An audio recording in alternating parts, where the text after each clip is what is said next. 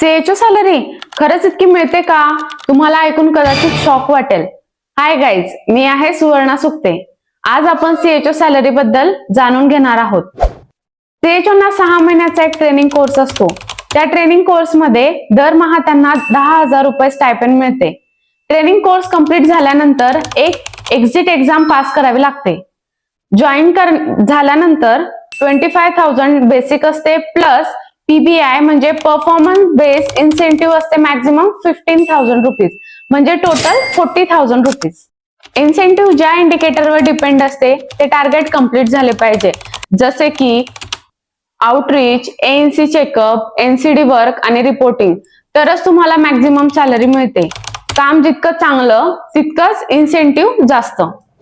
मग basic plus incentive मिळून around 40,000 पर्यंत जाते.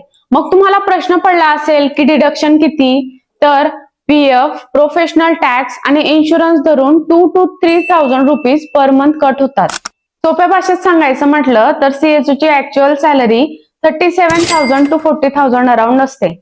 व्हिडिओ जर तुम्हाला आवडला असेल तर व्हिडिओला लाईक, शेअर आणि सबस्क्राईब करायला विसरू नका.